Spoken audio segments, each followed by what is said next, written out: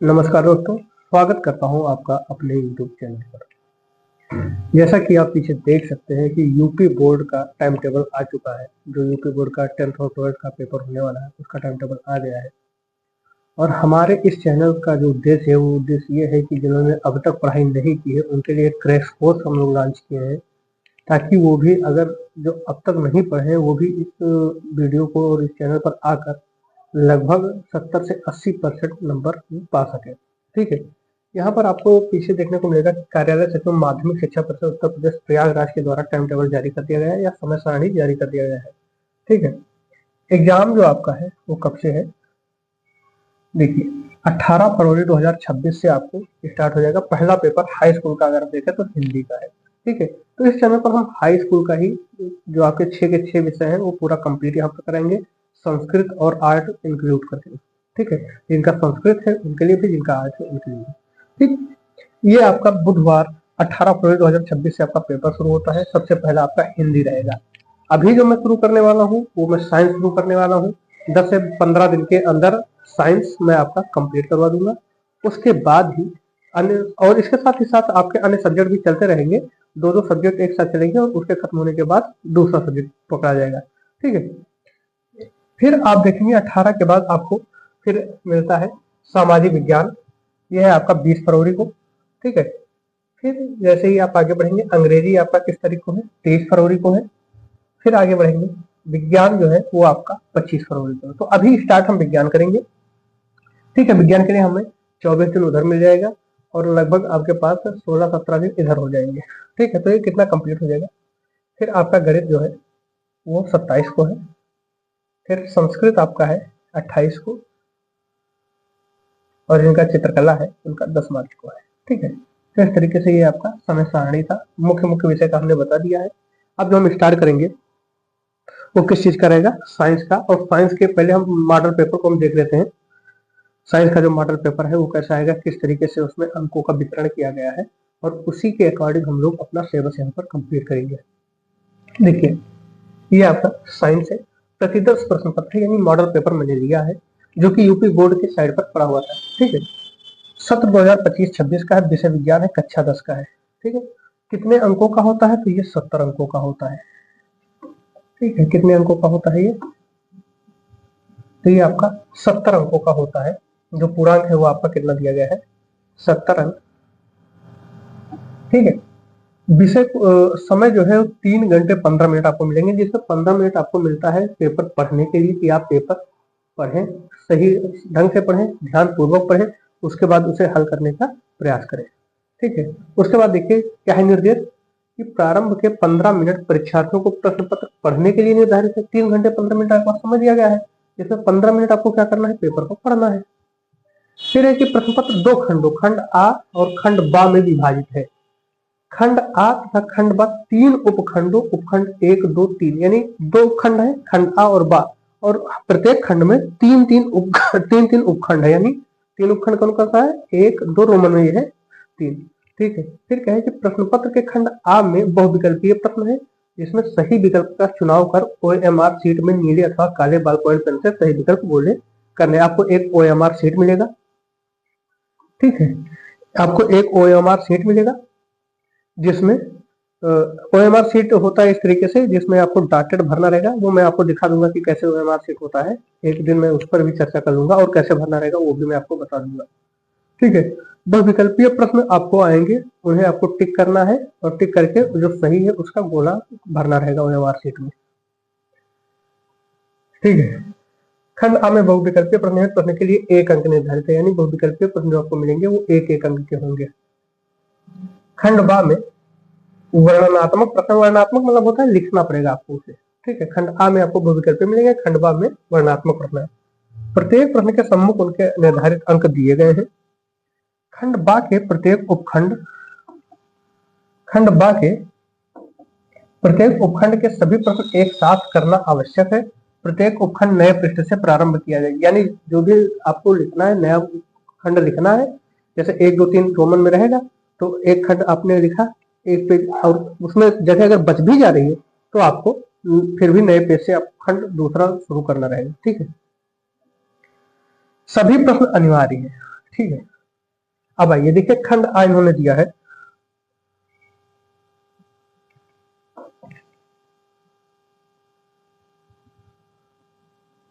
खंड आ दिया है बहुविकल्पीय प्रश्न, ठीक है। अच्छा खंड बा पर हम जाकर देखते हैं, ये खंड आ है, ये सब बहुविकल्पीय है आपका।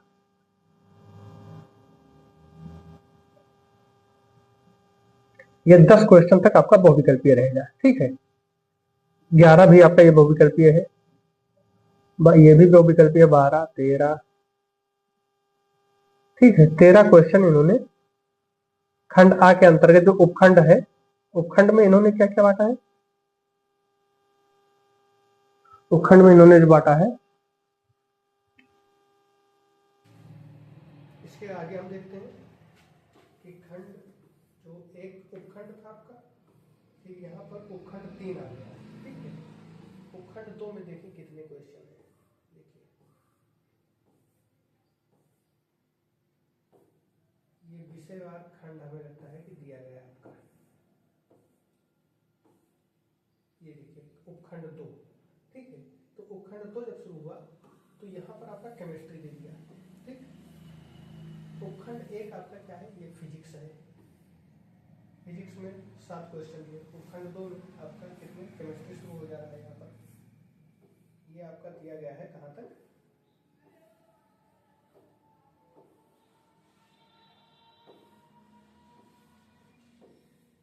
क्वेश्चन 12 तक आपका क्या है, केमिस्ट्री, 13 भी आपका केमिस्ट्री है। फिर उसके बाद यानी 5 क्वेश्चन 6 क्वेश्चन आपका क्या है इसमें दे दिया गया है केमिस्ट्री में। फिर आपका उपखंड 3 शुरू हो जा रहा है, ठीक है। खंड आ के अंतर्गत 3 उपखंड थे और तीनों उपखंड में आपको क्या देखने को मिलता है, भौतिक, फिजिक्स का भी, केमिस्ट्री का भी, बायो का भी। यहाँ पे आपका बायो शुरू हो जा रहा है, ठीक है। तो ये आपका बायो हो रहा है और यहाँ भी आपके कितने क्वेश्चन है,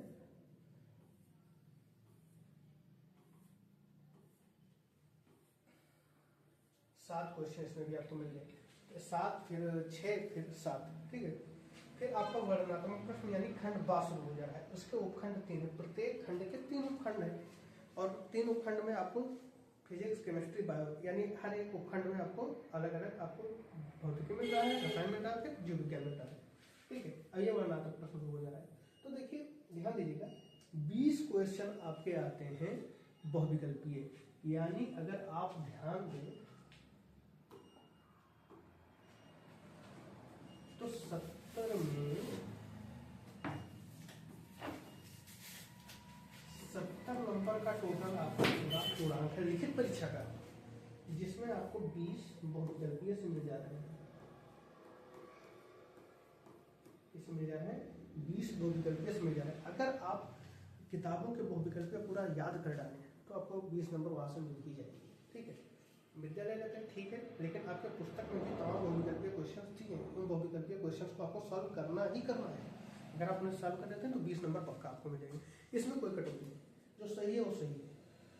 वर्णनात्मक में हो सकता है कि 6 नंबर का क्वेश्चन हो तो आपके राइटिंग पर, आपके लिखने की शैली पर 4 दें, 5 दें, 6 भी दे सकते हैं, 3 दें, 2 दें, लेकिन इसमें इसमें कन्फर्म है, अगर सही है तो आपको 1 नंबर पक्का मिल जाएगा। तो 20 नंबर आप यहाँ से कन्फर्म कर सकते हैं, ठीक है। तो इसके लिए करना क्या है, आपको बहुविकल्पीय हर हाल में कंप्लीट करना है। जितने भी आपके अभ्यास के बाद बहुविकल्प मतलब प्रश्न जो पाठ्य है उसके बाद जितने बहुविकल्पीय क्वेश्चन दिए हैं उन सारे क्वेश्चन को आपको सॉल्व करना ही करना है, ठीक है।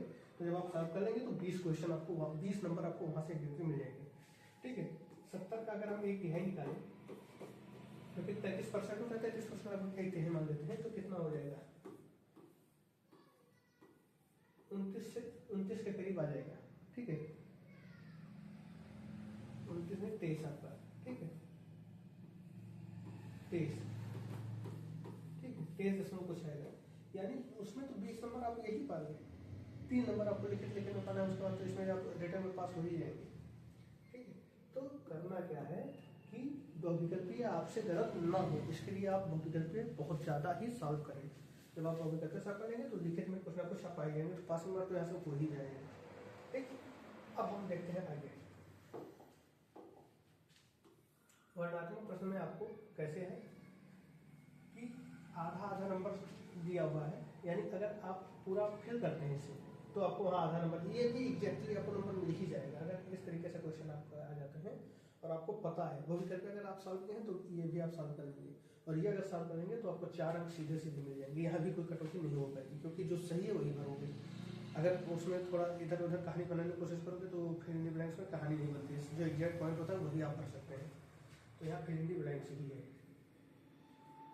ठीक है। अब इस तरीके के क्वेश्चन में थोड़ा आपको दिक्कत हो सकती है कि निर्माण प्रक्रिया का सचित्र वर्णन कीजिए, तो इसमें चित्र में थोड़ी कमी हो जाए तो उसमें कम नंबर मिल जाएगा, अगर लिखने में कमी होगी तो उसमें कम नंबर मिलेगा। तो यहाँ सब कम नंबर आपको मिलने की संभावना है, लेकिन इन 2 प्रश्नों में यानी 20 और 4 24 अगर इस तरीके के क्वेश्चन वहाँ पर आ जाते हैं तो समझिए कि 24 नंबर पक्के हैं आपके, उसमें कोई कटौती नहीं हो सकती है, ठीक है।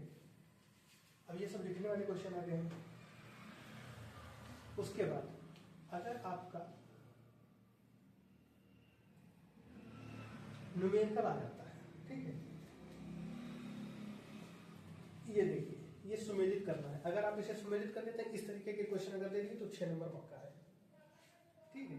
अब चाहे आप इसे मानव पाचन तंत्र का स्वच्छ नामांकित चित्र बनाए तथा पाचन प्रक्रिया का संक्षिप्त वर्णन कीजिए तो 3 6 नंबर लीजिए इस तरीके से, और चाहे अगर आपको आता है तो ये जो 6 आपको दिए गए हैं इनको आपको मिलाना है, ठीक है, किससे कौन सा मैच करेगा। अगर ये आप कंफर्म कर लेते हैं तो यहाँ पर भी आपको 6 नंबर सीधा का सीधा मिल जाएगा, इसमें भी कोई कटौती नहीं हो सकती है। तो इस तरीके से पेपर है आपका, ठीक है। अगर इस तरीके का दे दिया मैच तो आप मैचिंग करने का ज़्यादा कोशिश करिएगा, क्योंकि अगर आपको पता है तो आप मैचिंग कर लेंगे और पूरा का पूरा नंबर यहाँ से मिल जाएगा, इसमें कोई कटौती नहीं होगी। लिखने वाले में या इन सब में थोड़ी बहुत कटौती कर सकते हैं। तो ये साइंस का पेपर का पैटर्न था, इस तरीके से क्वेश्चन आएंगे। इसमें 20 नंबर तो आपके फिक्स हैं, आपको हर हाल में ही अब विकल्प करना ही करना है। बाकी हम लोग क्या करेंगे वो मैं बताऊँगा। सबसे पहले तो हम 10 दिन के अंदर आपका कोर्स कंप्लीट कराने की कोशिश करेंगे कि जिन्होंने अभी तक नहीं पढ़ा है वो भी वहाँ पर जाकर कुछ लिख सकें, ठीक है। पहली चीज़ ये होगी। उसके बाद हम मॉडल पेपर सॉल्व कराएंगे, प्रीवियस ईयर पेपर सॉल्व कराएंगे, ताकि आप पेपर होने से पहले यानी 18 तारीख से पहले तक एकदम पूरी तरीके से तैयार हो जाए। तो ये स्टार्ट करते हैं। आज से हम जो स्टार्ट करेंगे वो भौतिकी का शुरुआत करेंगे, और भौतिकी में आपको शुरू होगा प्रकाश चैप्टर से। आपके पास जो पाठ्यक्रम है वो प्रकाश है, फिर परावर्तन है, फिर अपवर्तन है, फिर विद्युत धारा है, मानव नेत्र है, फिर विद्युत है, फिर विद्युत के धारा के उसमें प्रभाव है, फिर उसके बाद आपका थोड़ा बहुत एनवायरनमेंट से संबंधित चीज़ें आ जाती हैं, वो सारी चीज़ें करेंगे। तो आइए हम भौतिकी से शुरुआत करते हैं।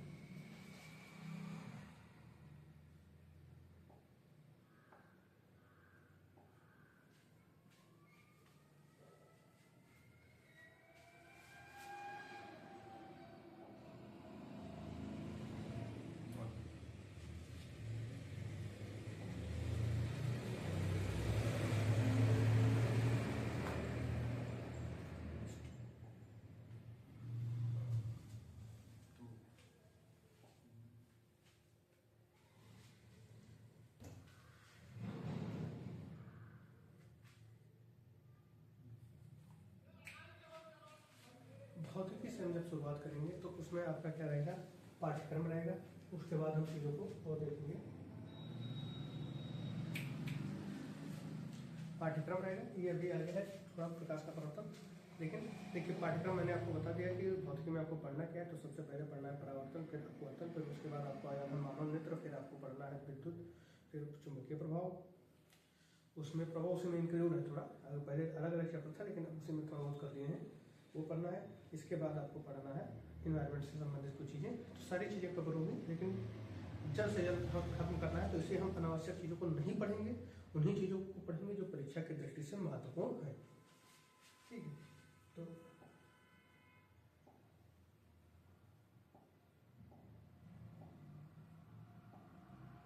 देखिए भौतिकी के पाठ्यक्रम प्रकाश का परावर्तन है, प्रकाश का अपवर्तन है, मानव नेत्र है, विद्युत के प्रभाव है, ऊर्जा के स्रोत है। तो ऊर्जा के स्रोत आपको थोड़ा बहुत एनवायरमेंट में आ जाएगा। तो आइए स्टार्ट करते हैं।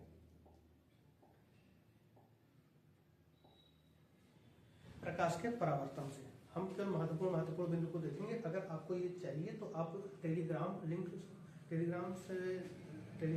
जो है वो ऐड कर दिया जाएगा, वहाँ से आप टेलीग्राम पर जाइए और वहाँ आपको ये सारी चीज़ें मिल जाएगी, ठीक है। देखिए, प्रकाश का परावर्तन हमें पढ़ना है, रिफ्लेक्शन ऑफ लाइट क्या होता है। तो सबसे पहले हम लाइट को समझ लेते हैं। लाइट क्या होता है? तो लाइट एक प्रकार की ऊर्जा है। क्या है? प्रकाश एक प्रकार की ऊर्जा है, और ये ऊर्जा क्या करती है कि हमारे आंखों में संवेदना उत्पन्न करती है। हालांकि कहीं प्रकाश का परिभाषा आपसे नहीं पूछा जाएगा, लेकिन आप समझ लीजिए कि प्रकाश क्या है। तो प्रकाश एक प्रकार की ऊर्जा है जो हमारी आंखों में संवेदना उत्पन्न करती है। ठीक है। उसके बाद नेक्स्ट पॉइंट है प्रदीप्त वस्तुएं। ये क्वेश्चन आपसे एक नंबर में पूछा जा सकता है कि प्रदीप्त वस्तुएं हैं। दो विकल्प आपको दे दिया जाएगा, 4 विकल्प दिए जाएंगे। 4 विकल्प में आपको चुनना है कि इनमें से प्रदीप्त वस्तुएं कौन सी है। ठीक है। तो प्रदीप्त वस्तुएं किसे कहते हैं? ऐसी वस्तुएं जो स्वयं से प्रकाश उत्पन्न करती हैं। ठीक है, उन्हें प्रदीप्त वस्तुएं कहते हैं। ठीक है। अब प्रदीप्त वस्तु में क्या कौन है? तो सूर्य आपका प्रदीप्त वस्तु है, बल्ब आपका प्रदीप्त वस्तु है, मोमबत्ती आपका प्रदीप्त वस्तु है, टॉर्च आपका प्रदीप्त वस्तु है, जो मतलब प्रकाश उत्पन्न करता है। अब दूसरा ये होता है, अगर प्रदीप्त में थोड़ा सा कंफ्यूजन है तो अब अदीप्त वस्तुओं को आप देखकर समझ जाएंगे कि प्रदीप्त वस्तु में क्या है। अदीप्त वस्तुएं क्या होती हैं? तो अदीप्त वस्तुएं वो होती हैं जो प्रकाश उत्पन्न नहीं करती, बल्कि ऐसा लगता है कि ये प्रकाश उत्पन्न करते हैं, लेकिन वो प्रकाश उत्पन्न नहीं करती, बल्कि वो किसी प्रकाश का परावर्तन करते हैं। जैसे चंद्रमा सबसे अच्छा उदाहरण है। वो सूर्य के प्रकाश से प्रकाशित है, लेकिन लगता है कि चंद्रमा का प्रकाश है। चंद्रमा का प्रकाश नहीं है, वो सूर्य के प्रकाश का जो परावर्तन है उससे हमें पता चलता है कि वो क्या है? अदीप्त वस्तु है। चंद्रमा अपने प्रकाश से प्रकाशित नहीं है। कुर्सी हुआ, या फिर आपका कोई भी ऐसी वस्तु ले लीजिए जो प्रकाश उत्पन्न न करे, तो प्रकाश का परावर्तन करते हो उससे। ठीक है। तो वो ऐसी वस्तुएं जो स्वयं प्रकाश उत्पन्न नहीं करती हैं, ऐसी वस्तुएं जो स्वयं प्रकाश उत्पन्न नहीं करती हैं, उन्हें क्या कहते हैं? अदीप्त वस्तुएं कहते हैं। और ऐसी वस्तुएं जो स्वयं प्रकाश उत्पन्न करती हैं, उन्हें हम प्रदीप्त वस्तुएं कहते हैं। ठीक है। फिर आपको देखना है कि प्रकाश के गुण क्या क्या होता है। तो प्रकाश के गुण के बारे में अगर हम बात करें,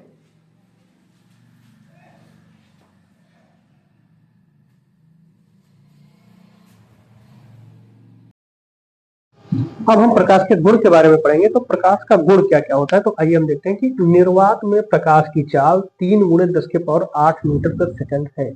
ठीक है। या 3 × 10⁸ का मतलब क्या हुआ कि 3 लाख किलोमीटर प्रति सेकंड है। ठीक है। निर्वात में प्रकाश की चाल कितनी है? 3 लाख किलोमीटर प्रति सेकंड है। इसका कहने का मतलब ये है कि 3 × 10⁸ मतलब 8 जीरो पीछे, 1 2 3 4 5 6 7 8 इतना मीटर चलता है एक सेकंड में। एक सेकंड में कितना मीटर चलता है? इतना मीटर चलता है। तो आप कहेंगे कि 3 लाख कैसे हुआ? 3 लाख किलोमीटर है। तो किलोमीटर को हम करने के लिए 1000 से भाग करेंगे, क्योंकि ये मीटर है, और एक किलोमीटर में 1000 मीटर होता है। तो 1000 से जब भाग करेंगे तो ये कैंसिल हो जाएगा, 3 जीरो बचा। कितना? 3 के पीछे 5 जीरो, और जब 5 जीरो होता है किसी की संख्या के पीछे तो वो लाख होता है। तो ये आपका होता है 3 लाख किलोमीटर प्रति सेकंड। तो क्या 3 × 10⁸ मीटर प्रति सेकंड कहो या 3 लाख किलोमीटर प्रति सेकंड कहो, बात एक ही है। ठीक है। प्रकाश क्या है? सरल रेखा में गति करता है। प्रकाश सरल रेखा में गति करता है। इसका क्या मतलब है? इसका मतलब ये है कि अगर कोई भी चीज उसकी गति की दिशा में आती है या बीच में आती है तो उसकी छाया पर्दे पर पीछे बन जाएगी। ठीक है। मान लीजिए कि मैं कोई टॉर्च जलाता हूँ और टॉर्च की रोशनी निकलने के बाद बीच में ये पेन आ रहा है, तो इसके अगल बगल से रोशनी तो निकल जाएगी, लेकिन इस यहाँ से रोशनी टकरा कर यहीं रह जाएगी। तो पीछे क्या होगा कि इस पेन की छाया हमें मिलेगी। ठीक है। तो क्या होता है कि प्रकाश जो है सरल रेखा में गति करता है, यानी वो सीधे ही चलता है, इधर नहीं कि बीच में कुछ आ गया तो घूमकर बगल से निकल जाए, ऐसा नहीं, सीधे ही चलता है। फिर है कि प्रकाश एक पारदर्शी माध्यम से दूसरे पारदर्शी माध्यम में जब जाता है तब उसका चाल और दिशा बदल जाती है, इस कारण अपवर्तन की घटना होती है। देखिए, प्रकाश एक पारदर्शी माध्यम से, पारदर्शी माध्यम में ही चलेगा। मान लीजिए अपारदर्शी माध्यम में, जैसे ये बोर्ड है, ठीक है, इस पर मैंने लाइट मारी तो अब ये उस तरफ जाने ही नहीं देगा, तो फिर हमें क्या पता कि इसके मतलब दूसरे माध्यम में चाल क्या है? जब गई ही नहीं, लाइट गई ही नहीं, तो उसकी चाल का कोई मतलब ही नहीं है। तो पारदर्शी माध्यम की हम यहाँ पर बात करते हैं। मान लीजिए कि आप हवा में खड़े हैं, टॉर्च जला रहे हैं, या रात में नहर के किनारे खड़े हैं और टॉर्च नहर के ऊपर से जला रहे हैं और पानी की सतह पर आप जला रहे हैं नहर के, तो क्या होगा कि एक तो लाइट हवा में चली कुछ दूरी, और फिर जब जल की सतह से टकराई फिर उसके बाद पानी के अंदर चली, तो पानी के अंदर भी पारदर्शी कुछ दूरी तक वहां भी जाएगी। तो क्या होता है कि जब एक माध्यम से, हवा एक माध्यम हो गया, पानी दूसरा माध्यम हो गया, एक माध्यम से यानी हवा से निकलकर दूसरे माध्यम में यानी पानी में जा रहा है, तो उसकी चाल भी बदल जाती है और दिशा भी बदल जाती है। यहाँ हमने पढ़ा था कि निर्वात में प्रकाश की चाल कितनी है, 3 लाख किलोमीटर प्रति सेकंड। लेकिन जब पानी में जाएगी तो घट जाएगी, क्योंकि ऐसा समझ लीजिए कि पानी का घनत्व ज्यादा है और हवा का घनत्व पानी के सापेक्ष कम है, तो ज्यादा भीड़ वाली जगह पर कोई भी तेज चल नहीं सकता है। तो पानी का घनत्व ज्यादा है यानी भीड़ भाड़ ज्यादा है वहां, और जब भीड़ भाड़ ज्यादा है तो प्रकाश उसमें ज्यादा तेजी से ट्रेवल नहीं कर सकते अपेक्षाकृत हवा की। हवा में भीड़ भाड़ कम है तो उसमें आराम से बढ़िया से जा सकती है, और उससे भी निर्वात में तेज चलेगी क्योंकि वहां पर कोई भीड़ भाड़ नहीं है। ठीक है, फिर है कि जब एक माध्यम से दूसरे माध्यम में जाती है, लेकिन पारदर्शी माध्यम, क्योंकि प्रकाश तभी जा पाएगा जब वो पारदर्शी होगा, और जब पारदर्शी होगा तो एक माध्यम से जब दूसरे माध्यम में जाएगा तो उसकी चाल भी बदल जाएगी और उसकी दिशा भी बदल जाएगी। ठीक है, ये मैं अपवर्तन में बताऊंगा कि दिशा कैसे बदलती है वहां पर। ठीक है, फिर क्या है कि श्वेत प्रकाश 7 रंगों का होता है। 7 रंगों को मिलाकर आपका श्वेत प्रकाश यानी सफेद प्रकाश जो हमें दिखाई देता है वो 7 रंगों से मिलकर बना होता है। अगर चेक करना है तो आप एक प्रिज्म रखिए, प्रिज्म से किरण को गुजारिए, आप पीछे देखेंगे कि 7 रंग आपको मिल जाएगा। वो 7 रंग किस क्रम में होंगे, बिजोड़ के क्रम में होंगे। वो मैं आपको आगे बताऊंगा कि उनमें कौन कौन से क्रम में है, और वहां पर ही उनकी आवृत्ति वार्षिकी की भी चर्चा कर लेंगे। ठीक है, ये सीधी रेखा में चलता है, ये हमने पहले ही बता दिया। फिर आ जाइए प्रकाश पुंज क्या होता है। प्रकाश किरणों के समूह को प्रकाश किरण पुंज कहते हैं। क्या है, प्रकाश किरणों के समूह को प्रकाश किरण पुंज कहते हैं। और प्रकाश किरण पुंज 3 तरीके के हो सकते हैं। एक तो ये हो सकता है कि सीधे सीधे ऐसे ऐसे जा रहा है, ठीक है, पैरेलल। एक किरण है, 10 लेजर लाइट लीजिए, एक एक करके समांतर क्रम में रख दीजिए, फिर जलाइए, तो वो जो किरण जाएगी वो आपकी क्या है, समांतर किरण पुंज है। उसके बाद दूसरा तरीका यह है कि 10 लेजर लाइट को इस तरीके से मारे कि 10 की जो लाइटें हैं एक बिंदु पर जाकर मिले, तो वो अभिसारी किरण पुंज हो जाएगा। क्या हो जाएगा, अभिसारी किरण पुंज। और एक तरीका यह भी है कि एक जगह पर 10 लेजर लाइट रखें और 10 अलग अलग दिशा में मारे ताकि किरणें ऐसे फैल जाए, तो क्या हो जाएगा, अपसारी किरण पुंज। तो देखिए समांतर किरण पुंज में क्या है, सब समांतर जो किरणें हैं वो समांतर जा रही हैं। अपसारी में क्या है, अपसारी में क्या है कि एक बिंदु से किरण फैल रही है। तो देखिए एक बिंदु से क्या हो रहा है, यहां से लाइटें निकल रही है और चारों दिशा में फैल रही है, या जिधर भी जा रही है तो फैल के जा रही है। अभिसारी में क्या है, अभिसारी में क्या है कि लाइटें जो है या किरण जो है वो जो प्रकाश की किरण है वो आकर एक बिंदु पर मिल जा रही है। तो अभिसारी मतलब केंद्रित कर दे रही है। जब लेंस से हम करते हैं किसी चीज को जलाने की कोशिश करते हैं, कागज वगैरह जलाते हैं लेंस से, तो क्या करता है कि जो किरणें आती हैं उन्हें मोड़कर एक बिंदु पर केंद्रित कर देता है, वो अभिसारी होता है। ठीक है, अपसारी क्या होता है, जो फैला दे किरणों को, और मतलब अपने से गुजार के वो चारों तरफ ऐसे फैला दे, तो वो क्या होता है, अपसारी होता है। जब एक बिंदु से किरण पुंज निकले और वो फैलती हुई जाए, जैसे पहले ऐसे टार्च होता था, और इससे जब हम जलाते थे तो क्या होता था, ऐसे ही तो रोशनी जाती थी, तो ये अपसारी था, प्रसार कर रहा था। ठीक है, चलिए नेक्स्ट देखते हैं, प्रकाश का परावर्तन क्या होता है। तो प्रकाश का किसी चिकने या पालिशदार सतह से टकराकर उसी माध्यम में वापस लौटने की क्रिया प्रकाश का परावर्तन कहलाती है। ठीक है, प्रकाश का परावर्तन क्या होता है कि हम हवा में खड़े हैं, हवा में ही एक शीशा है, मैंने उस पर टार्च जलाया और वो टार्च की रोशनी जाकर उससे टकराई और फिर टकराकर फिर हवा में ही लौट आई। ठीक है, तो हम माध्यम क्या था, हवा ही था, हवा में ही गई भी और हवा में आई भी। ठीक है, टकराकर आई भी हवा में और यहाँ से गई भी हवा में। तो जब ये क्रिया होती है तो वो प्रकाश का परावर्तन कहलाती है।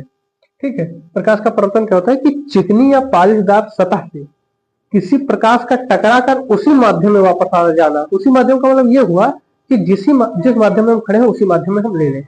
दूसरा एक इसका अपोजिट अगर हम देखें तो आपको समझ में आ जाएगा उसी माध्यम का मतलब क्या है।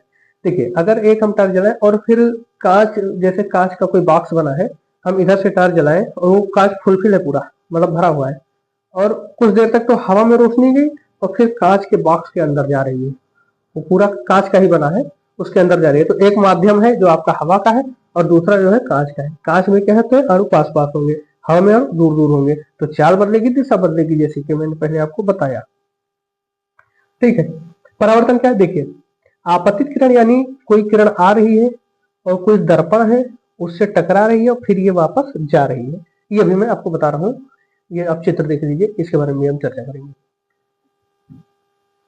परावर्तन के नियम क्या क्या है। परावर्तन के नियम है कि आपतित किरण, अभिलंब एवं परावर्तित किरण एक ही तल में होते हैं। शब्दों पर ध्यान दीजिएगा। आपतित मतलब जो आए, परावर्तित मतलब जो जाए।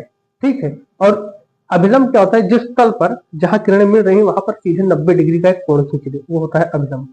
वो क्या होता है? तीनों एक ही तल में होते हैं। और दूसरा है आपतन कोण एवं परावर्तन कोण बराबर होते हैं, कोण आई बराबर कोण आर। अब इसे हम समझ लेते हैं क्या होता है ये चीजें। मान लीजिए कि आपके पास कोई शीशा है, ठीक है, M1 M2, ठीक है। आपके पास कोई शीशा है, ये M1 M2। अब होता क्या है कि एक किरण आती है,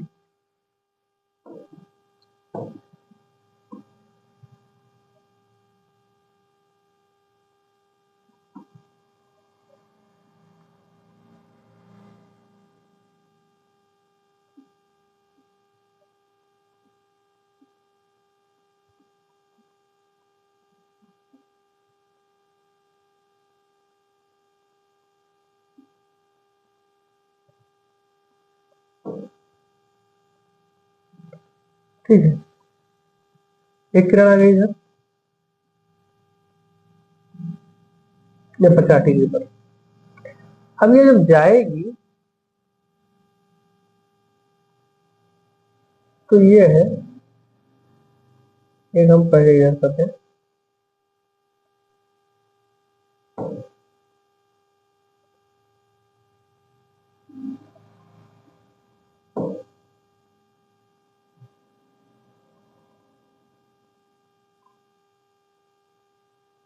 देखिए ये थोड़ा गड़बड़ हो गया।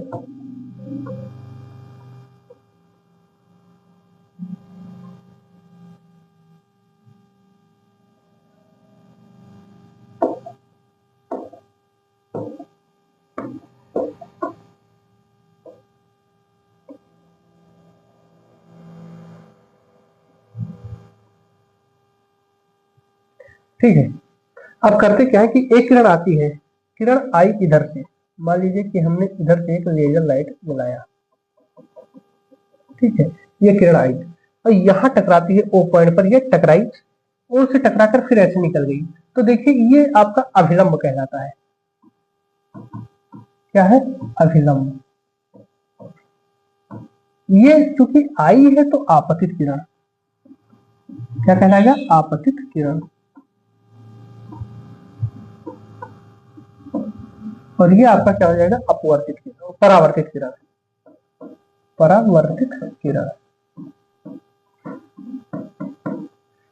देखिए ये कोई एंगल बना रहा है ना बीच में, इसे हम आई कहते हैं। आपतित किरण और अभिलंब के बीच में जो कोण बनता है वो आपका आई होता है, इंसिडेंट में। और ये क्या है? आर है, रिफ्लेक्शन एंगल।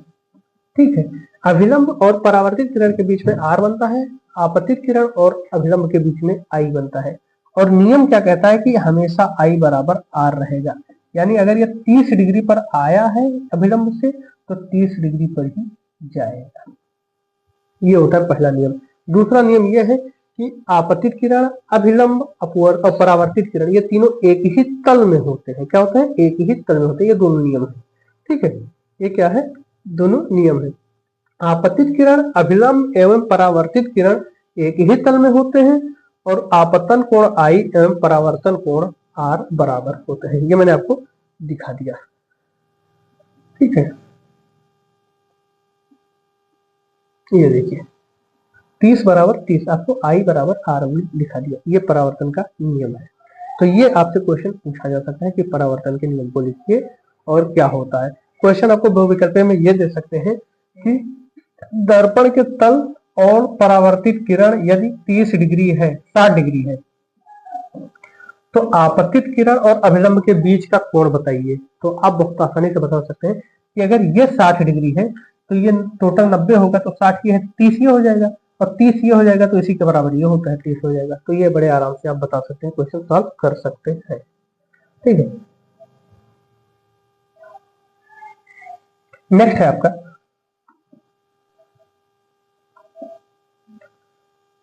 अब आइए हम देखते हैं गोलीय दर्पण।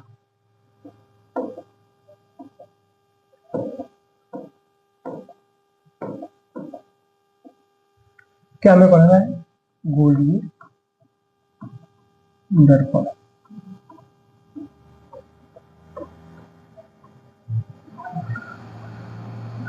गोलीय दर्पण अगर हम पढ़ें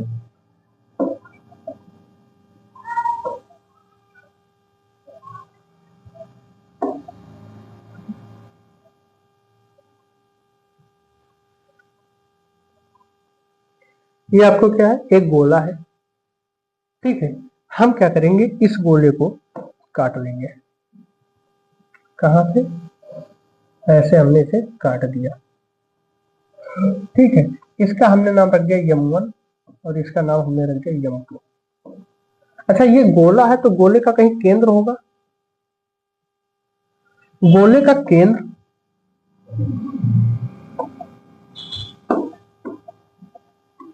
गोले का केंद्र होगा।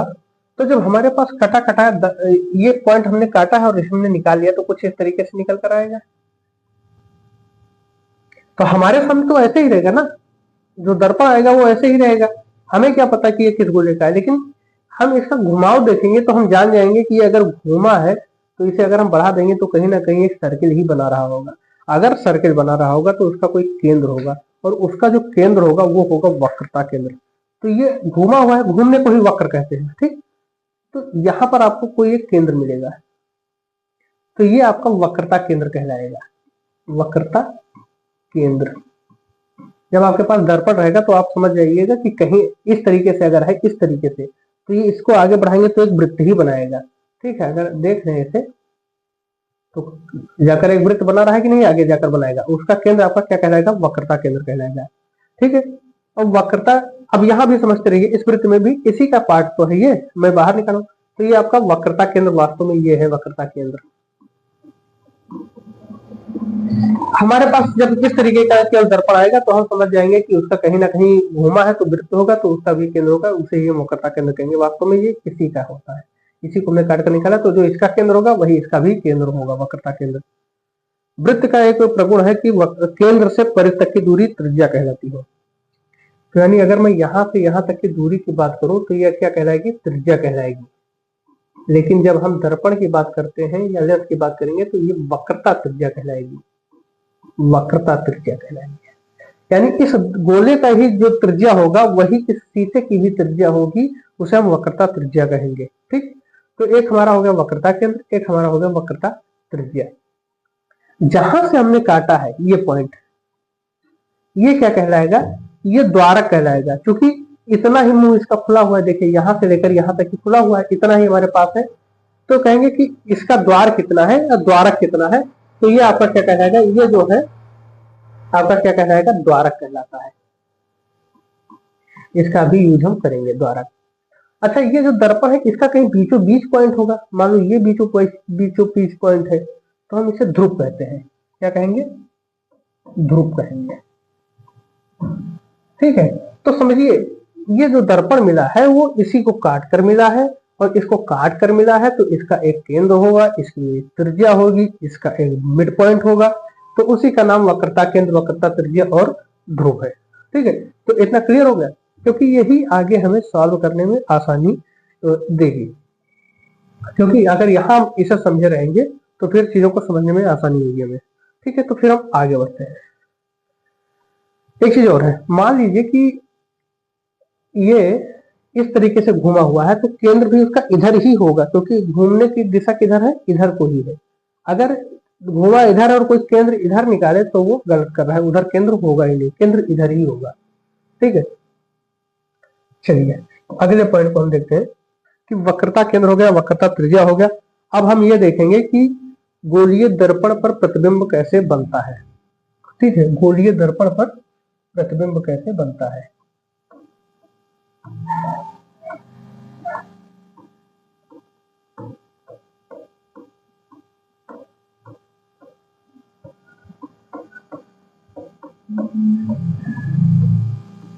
प्रतिबिंब का बनना। लेकिन गोलीय दर्पण पर प्रतिबिंब के बनने से पहले हम गोलीय दर्पण के प्रकार को हम देख लेते हैं। गोलीय दर्पण के प्रकार।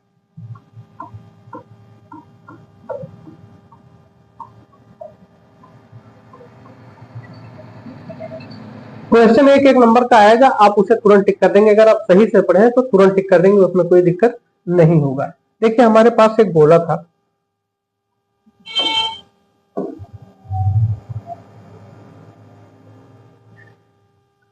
एक गोला ये है,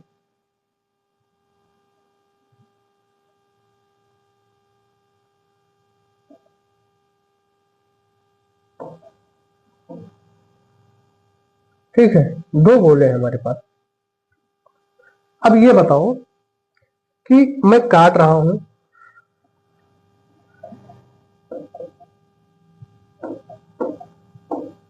मैं यहां से काट रहा हूं, इसे निकाल दिया, यहां से हुए काट दिया, इसे निकाल दिया।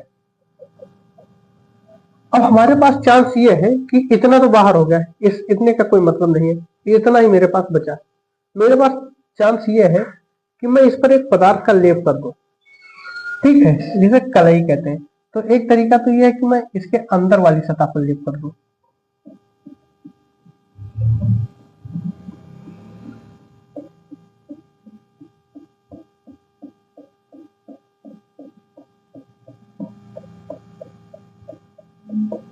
और दूसरा तरीका है कि मैं इसके बाहर सतह पर लेप कर दूं।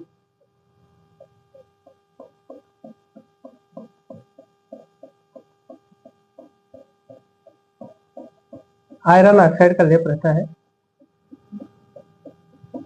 ठीक है। एक मैं बाहर कर दिया हूं, एक मैं अंदर कर दिया हूं।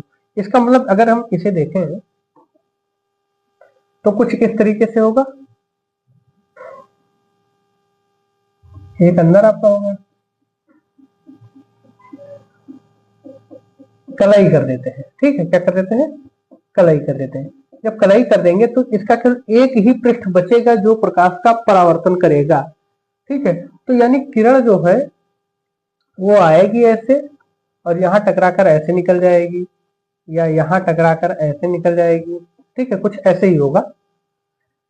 कुल मिलाकर जिधर कलई नहीं है उधर से ही प्रकाश का परावर्तन होगा। तो देखिए ये यहाँ परावर्तन जो है वो उभरे भाग से हो रहा है। क्या हो रहा है, उभरे भाग से हो रहा है। तो हम इसे उत्तल दर्पण कहते हैं, उत्तल दर्पण।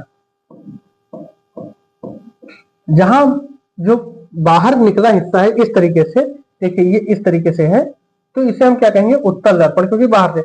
अच्छा, दूसरा कंडीशन क्या था कि हम कलई जो है वो बाहर कर दे। यहां देखिए अंदर हमने किया है, घुमाव के अंदर, और यहां हम घुमाव के बाहर कर रहे हैं।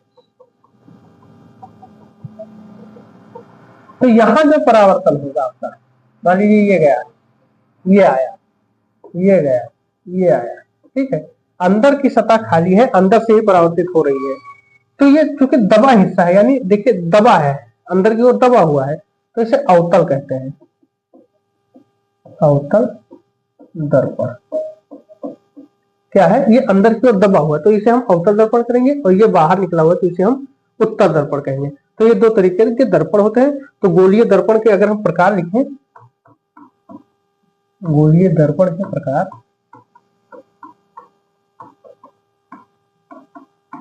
तो ये एक उत्तल दर्पण और एक अवतल दर्पण। अवतल क्या होता है, अंदर की सतह से परावर्तन होता है, उत्तल क्या होता है, बाहरी सतह से परावर्तन होता है, ठीक है। अवतल दर्पण में बाहरी सतह पर कलई रहती है, और उत्तल दर्पण में आपका क्या है, अंदर की सतह पर कलई रहती है। तो ये हो गया उत्तल दर्पण और अवतल दर्पण। अब हम पढ़ेंगे गोलीय दर्पण के प्रकार हो गए, अवतल और उत्तल। जैसे हम कौन सा ये दर्पण है, तो ये चूंकि अंदर कलई है, बाहर उभरा हुए भाग से परावर्तन होता है, तो ये हो जाएगा उत्तल दर्पण। और ये आपका अंदर की सतह से परावर्तन होता है, देखिए बाहर कलई किया गया है, अंदर की सतह से परावर्तन होता है, तो ये आपका क्या हो जाएगा, अवतल दर्पण, ठीक है। तो ये हो गया आपके उत्तल दर्पण, अवतल दर्पण। अब हम पढ़ेंगे गोलीय दर्पण पर प्रतिबिंब का बनना, और सबसे पहले हम उत्तल दर्पण लेते हैं। क्या करेंगे, उत्तल दर्पण।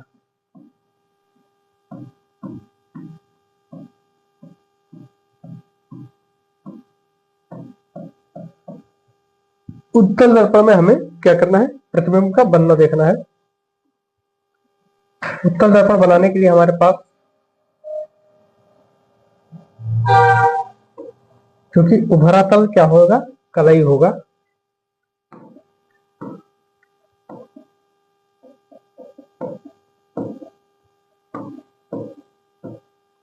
देखिए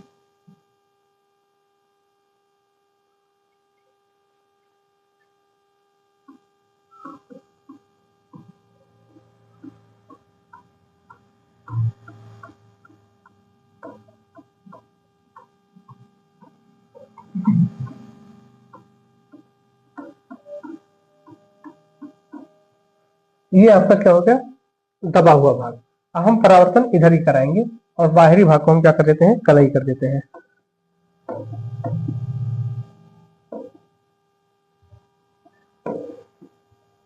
बाहरी भाग को हम क्या करेंगे, कलई करेंगे।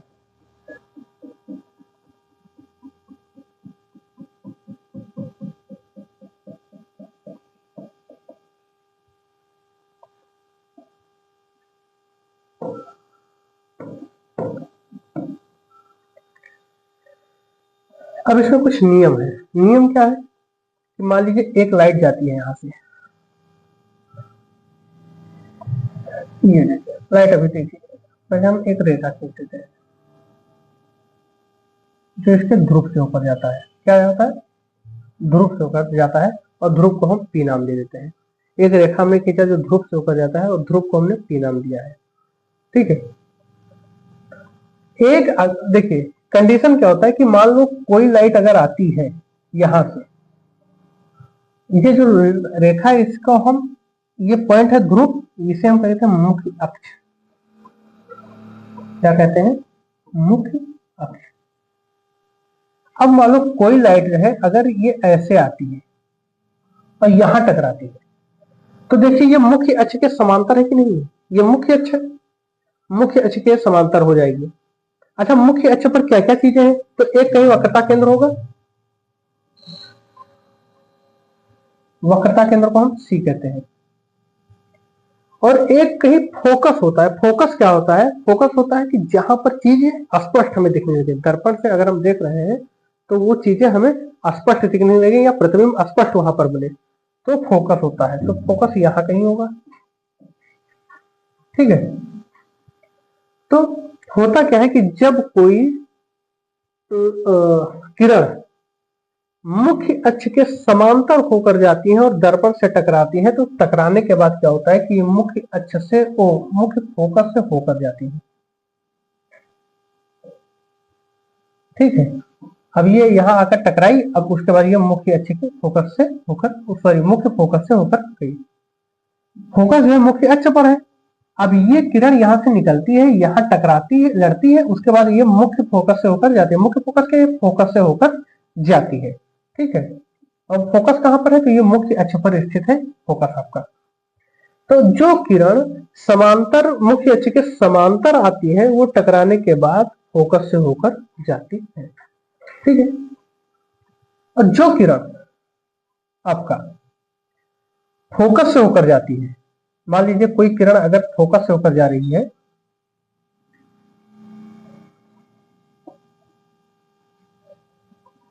ये आपका हो गया, ये आपका वक्रता केंद्र हो गया, ये आपका फोकस हो गया।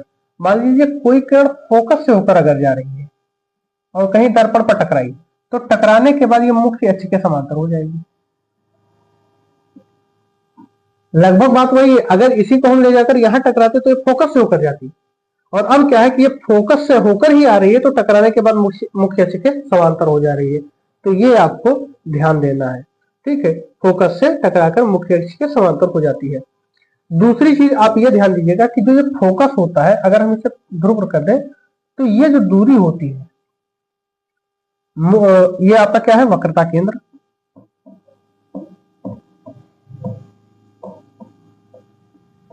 ये आपका क्या है, फोकस है। ये आपका क्या है, ध्रुव है। ठीक है। अब रिलेशन देखिएगा, रिलेशन क्या है, आपसे कभी एक एक नंबर में पूछ भी लेगा कि वक्रता केंद्र और ध्रुव के बीच की दूरी अगर मैं मान लेता हूं कि कितना है, आर। ठीक है। आर क्या है, क्योंकि रेडियस ये त्रिज्या ही है, वक्रता केंद्र से लेकर ध्रुव के बीच की दूरी वक्रता त्रिज्या कहलाती है, तो मैं आर लिख देता हूं इसे। आर जो होता है वो फोकस और ध्रुव के बीच की दूरी को अगर मैं एफ लिख दूं तो फोकस और ध्रुव के बीच की दूरी का 2 गुना होता है ये, यानी जितना ये होगा उतना ही ये होगा। इसका मतलब जो संबंध हमारे पास है वो क्या है, आर इक्वल टू 2f, यानी फोकस दूरी जितना है उसका 2 गुना है सीपी। यानी अगर ये 5 है, 5 सेंटीमीटर है, तो सी से लेकर पी तक 10 सेंटीमीटर हो जाएगा। सी से पी तक 10 हो जाएगा क्योंकि ये 5 है तो 2 गुना होगा। तो हमारे पास जो रिलेशन है वो आर बराबर 2f है। तो ये भी आपको ध्यान रखना है, 1 नंबर में ये भी क्वेश्चन आपसे पूछा जाता है आर बराबर 2f का। ठीक है, अब हम इस पर एक तो न्यूमेरिकल हम देख लेते हैं जो प्रीवियस ईयर में आपसे पूछे भी गए हैं। तो ये समझ में आया कि वक्रता केंद्र है, फोकस से ध्रुव है, जो मुख्य अक्ष से जाएगी वो टकराकर, जो फोकस से होकर जाएगी वो टकराकर मुख्य अक्ष के समांतर हो जाएगी, और जो मुख्य अक्ष के समांतर आएगी वो टकराकर फोकस से होकर जाएगी। ये आपको ध्यान रखना है।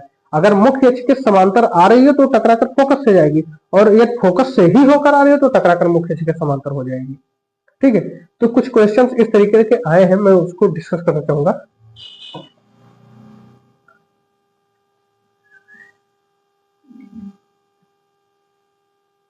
तो ये क्वेश्चन आपका है कि एक अवतल दर्पण की वक्रता त्रिज्या 50 सेंटीमीटर है, फोकस दूरी ज्ञात कीजिए। देखिए अभी मैं चिन्ह परिपाटी के बारे में बात नहीं कर रहा, चिन्ह के बारे में बात करूंगा, लेकिन अभी मैं केवल बेसिक बेसिक चीजों को देखता हूँ।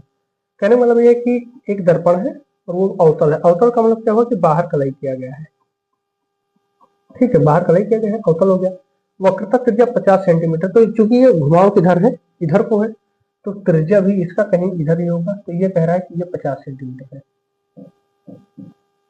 ठीक है, ये सी आपका था, ये 50 सेंटीमीटर। कह रहे फोकस दूरी ज्ञात करो। तो हम जानते हैं कि ध्रुव और वक्रता केंद्र के आधे पर होती है फोकस दूरी। ध्रुव और वक्रता केंद्र के बीच की दूरी जो है उसके आधे पर होती है फोकस दूरी। तो मान लो ये है, तो ये 50 है, तो ये कितना हो जाएगा। अब फोकस दूरी का मतलब क्या होता है कि ध्रुव से लेकर फोकस के बीच की दूरी फोकस दूरी कह जाती है।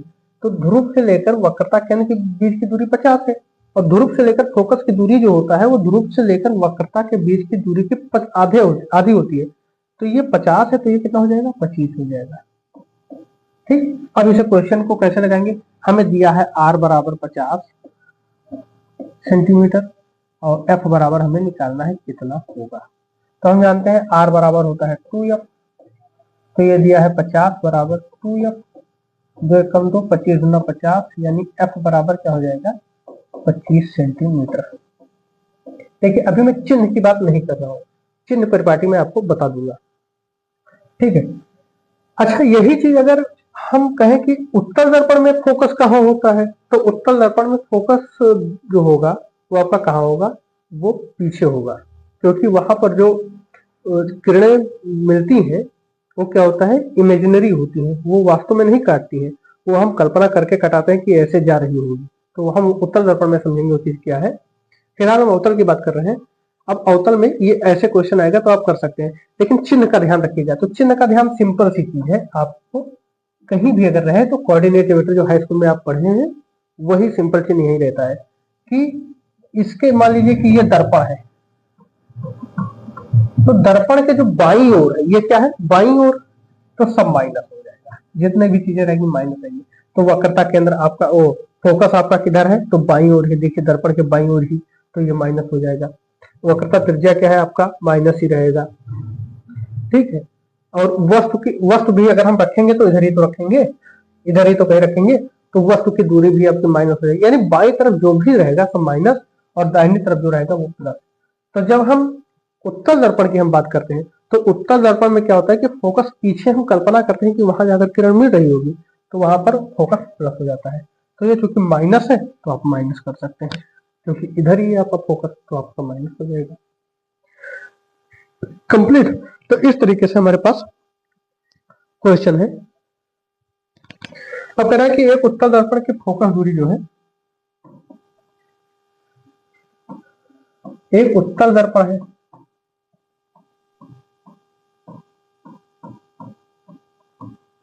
दर्पण की फोकस दूरी 15 सेंटीमीटर है। ठीक है, एक उत्तल दर्पण की फोकस दूरी 15 सेंटीमीटर है। तो वक्रता त्रिज्या ज्ञात कीजिए, वक्रता त्रिज्या ज्ञात कीजिए।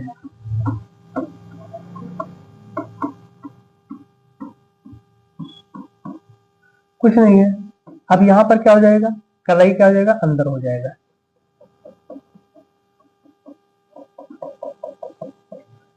और ये आपका मुख्य अक्ष हो गया, क्या हो गया, मुख्य अक्ष हो गया। यहां से कोई किरण जाती है, टकराती है और टकरा कर फिर ऐसे निकल जाएगी। तो देखिए ये ऐसे निकल गए तो फोकस कहाँ होता था, जहां किरणें आकर मिलती थी, लेकिन ये तो ऐसे निकल गई। तो हम कल्पना करेंगे कि ये कहीं यहाँ पर काट रही है किरण, ठीक है, और जहां ये काटेगी वहीं आपका फोकस हो जाएगा। तो देखिए चिन्ह प्रपाटी के अनुसार ये दर्पण के दाहिनी तरफ हो गया, तो फोकस हमेशा इसका प्लस आएगा, फोकस दूरी जो आएगी वो प्लस में आएगी। तो हमारे पास दिया है वक्रता त्रिज्या ज्ञात करना है, ठीक है। तो फोकस ये होगा, वक्रता त्रिज्या भी कहीं यही होगी इस तरीके से, क्योंकि ये घूमा किधर को है, इधर को है। तो हमें जानते हैं कि जिधर कर्व है त्रिज्या भी उधर को ही जाएगी, ठीक है। तो ये दिया हुआ है कि उत्तल दर्पण की फोकस दूरी 15 सेंटीमीटर है। ये आपका यहाँ से यहाँ तक कितना है, 15 सेंटीमीटर है, ठीक है। अब कह रहा है कि यहाँ से यहाँ तक की दूरी बताओ, तो आधे पे होता है, तो 15 गुणे 2 कर दो, 30 सेंटीमीटर आंसर हो जाएगा। तो क्या हो जाएगा आपका 30 सेंटीमीटर, इसका आंसर हो जाएगा, ठीक है। जो वक्रता त्रिज्या होगी वो 30 सेंटीमीटर होगी। तो इस तरीके से हमने एफ बराबर जो r/2 होता है, यानी फोकस दूरी जो होता है वो वक्रता त्रिज्या की आधी होती है, इस सूत्र को हमने देखा।